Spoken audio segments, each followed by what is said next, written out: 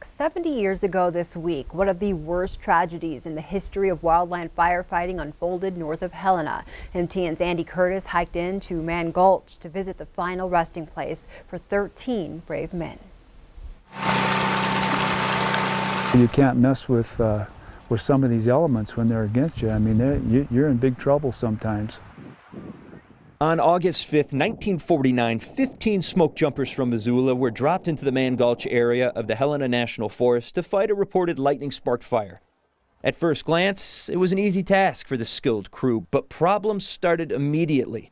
First, the crew's gear was scattered all over the landscape. Their only radio was destroyed, cutting them off from the outside world. Once on the ground, as the crew began to gather their scattered equipment, Foreman Wagner Dodge went in search of any ground units already fighting the fire. But he found only one man, James Harrison. Adding Harrison to the crew, the men moved down Gulch to attack the fire.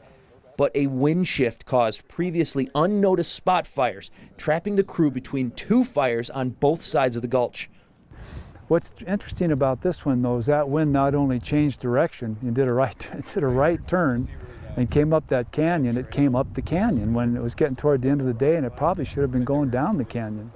With the fire roaring at what the Forest Service now estimates to be 30 miles per hour right at the smoke jumpers, they had to make a life or death decision, and they had to make it fast. Dodge ordered his men to drop their tools and head for the ridge.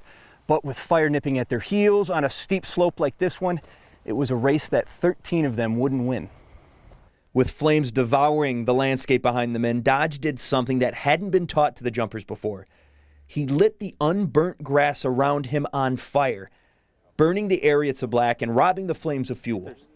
Dodge then tried to get his men to join him, but in all the chaos of trying to outrun the inferno and not having any prior knowledge of Dodge's strategy, nobody listened, and they all fled up the ridge. Alone in that patch of burnt earth, Dodge wet a handkerchief, put it over his mouth, and laid face down in the burnt-out area as the main fire passed.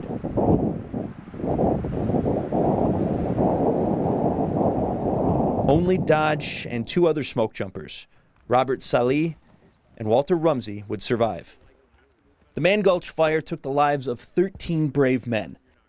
But from that tragedy came a change to the way wildland fires are fought and understood, with more attention being placed on wind, weather, and attack strategies to lessen the chances of any similar tragedies happening in the future.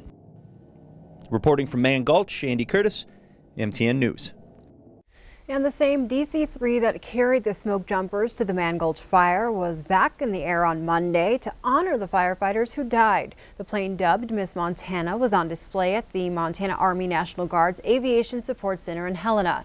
The public had a chance to see the plane up close before it took off on its historic flight path.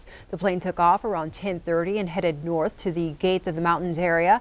The U.S. Army Golden Knights parachute team was also on hand at the Aviation Center to help highlight the significance and the importance of remembering and honoring the smoke jumpers who perished in the Mann Gulch fire. When the Miss Montana plane reached the site over Mann Gulch, wreaths honoring the smoke jumpers were dropped from the plane. And at the nearby Merriweather campground, the Forest Service hosted a picnic and barbecue. Family members of the smoke jumpers joined historians and members of public to share the story of the brave men and to honor their sacrifice.